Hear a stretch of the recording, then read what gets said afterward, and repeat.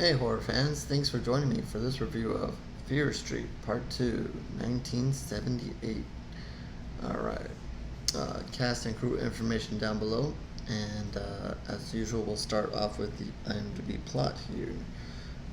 Shadyside, like I said, 1978. School's out for summer and the activities at Camp Nightwing are about to begin. But when another Shadysider is possessed by the urge to kill, the fun in the sun becomes a gruesome fight for survival. Alright. Back to the fun of Fear Street. Alright. So, reviewed part 1 already. And I have seen the whole series, finally. No, I'm running a little slow here. And I will review part 3 separately, and then probably in the part 3 review I'll give an overall grade to all 3 of them, even though I'll grade this one individually like I did the first one. Let's see. I guess I shouldn't try to give away too much of what I'm going to say about the third one.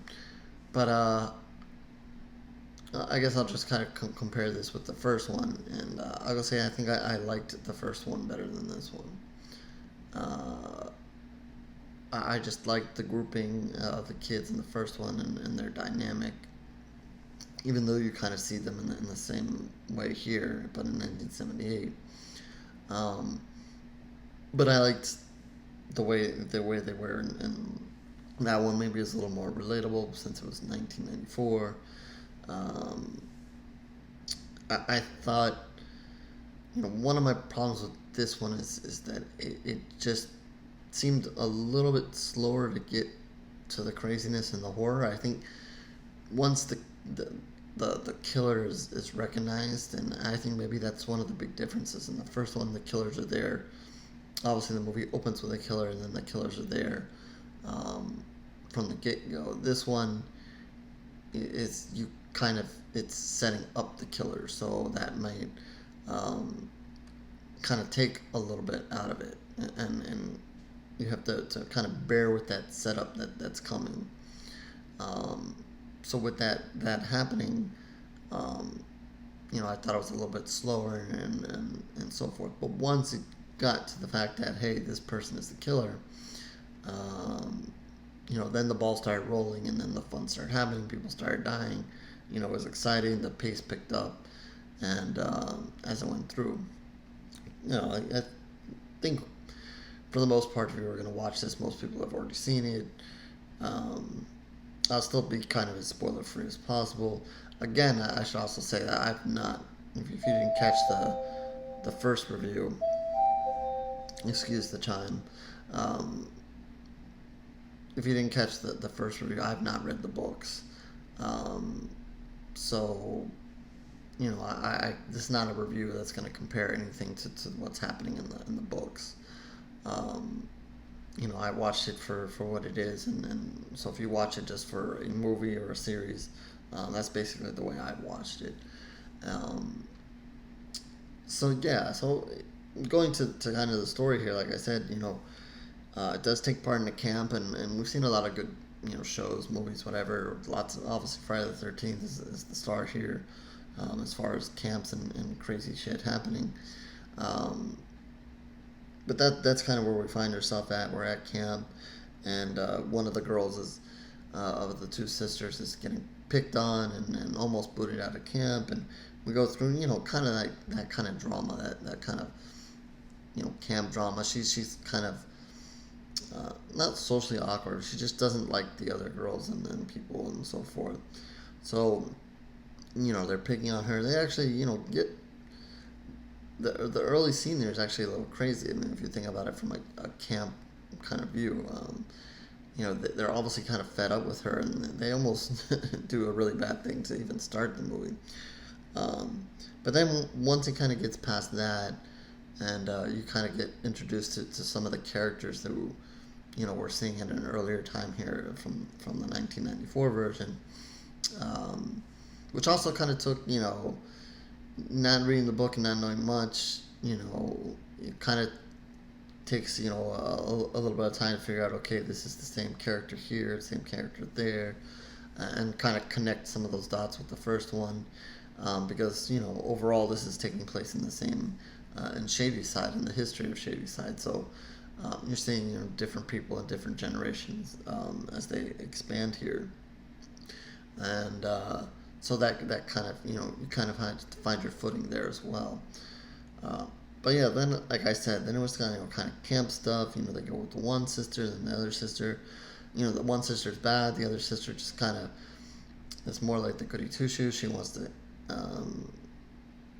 do her counseling thing, like she, be a good camp counselor, and she also kind of suffers from not abuse, but she's got two other friends and coworkers or whatever you want to call them, and they're making life a little bit hard on her there. So we get a lot of that, like kind of regular movie camp kind of stuff early on in the movie, and that part I just I didn't like. I don't know. I thought it was a little bit slower than the first one, and I don't know. I just couldn't get into the way these characters were, like I did in the first one. And again, like I said, the first one I really enjoyed the music. The music was good in this one. Obviously, a touch before my time, so I was familiar with it, but not obviously liking it as much as the first one. Obviously, kind of dating how old I am. You guys can figure that out. But yeah, the music, like I said, was brilliant in the first one. It was so good, and even the timing of it, especially early on it. But you can check out that review for my comments on that. But yeah, the music was good in this one again. Again, I didn't think as good as the first one. But that's it's good to see them kind of incorporate that as well. That's a fun added part to it, and something that you can recognize, and especially during with the different generations. That's fun stuff there. Anyway, sticking with the story here, so obviously it comes down to the witch and finding out more about her, and that's kind of the whole point of this movie. And you kind of get an introduction to that. You kind of get an introduction to where this campsite is versus 1994 and what's there now. Again, I don't want to spoil too much, but you kind of get a little bit of glimpse of that, which is interesting. You get a glimpse of kind of discovering some more about the witch and this whole curse that's going on here. Obviously, I'm not going to kind of tip off who's going to become the killer here, and obviously if you watch the first one, you might know. So I guess it's not being a total spoilers, but I'll keep it hidden regardless. But this person, as they're getting closer and closer to finding a dark secret, they go out in the woods at night and they go searching for where the witch's lair was, if that's what you want to call it. And the closer they get, they eventually, the closer the killer comes to becoming the killer. And then obviously they do. And to me, that's really where this movie kind of really starts. The real true fun part is. If you're interested in the character development, and I understand that it's a part of it, and it's a part of the history and developing, the relationships between these characters in all three movies in all three different time periods. So I understand why they do it. It just, to me, it just, I just wasn't as interested in that, and I wanted the pace to be a little bit more faster, and I don't know, I guess, like I said, I could relate more to them in 1994, the way they were, than they were here in this campground. Anyway, once the killer becomes the killer, the fun starts. There's some good kills. Obviously, blood is spilled. and lots of fun. It's very, they amp up the dramatics there. There's a chase, and obviously the killer eventually is out for the one girl here, the one sister, and it becomes a sister save sister kind of thing. They both want to save each other. They both are kind of split up here, and very dramatic, and kind of like the first one. I'll be honest with the first one. I don't remember if I said it in the review or not. I didn't expect certain characters to kind of die, and they kind of did towards the end there, and I was like, wow, okay.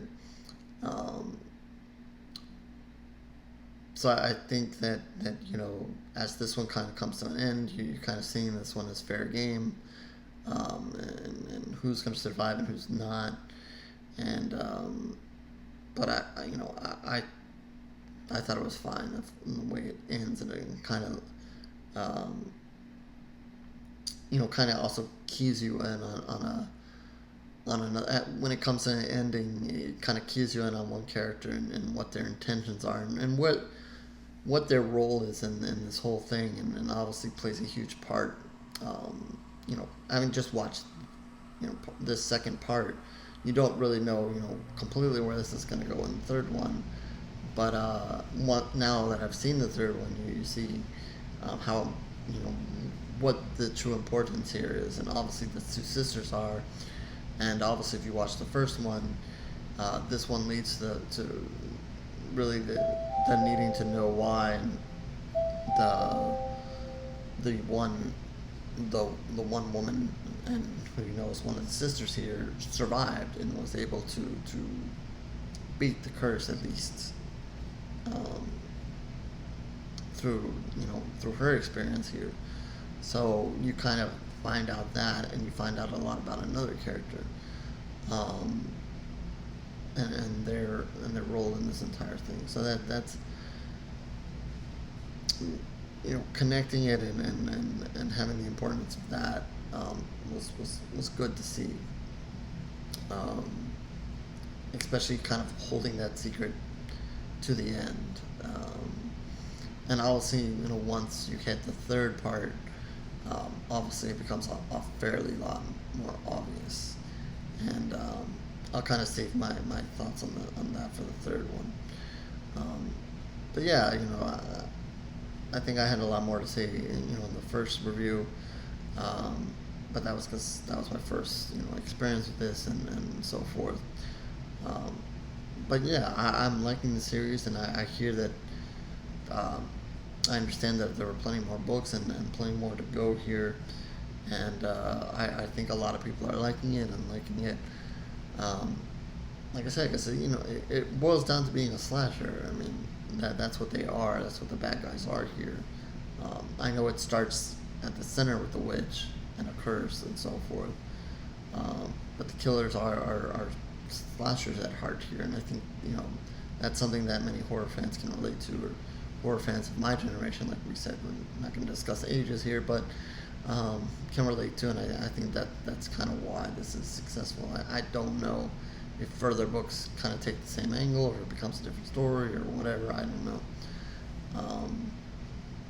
But I think that's another thing to like, I guess, about the first one a little bit more than this one. This one is more centered on one killer, and obviously in this camp, for the most part. You do get to see the others at some points, but I think that's where it kind of breaks in. In the first one, you got to see multiple killers, really as your introduction to them, but you got to see multiple of them, and that's fun as well. It's fun. You usually see Jason's alone, Freddy's alone, Michael's alone, but to see a movie where you have slasher-like people and a group of them, they're very, very individual, but there's a group of them, is pretty interesting, which kind of makes me eager now to talk about what happens in the third part. I have to figure out how to do that spoiler-free. Anyway, enough rambling on and jumping back and forth between these different parts.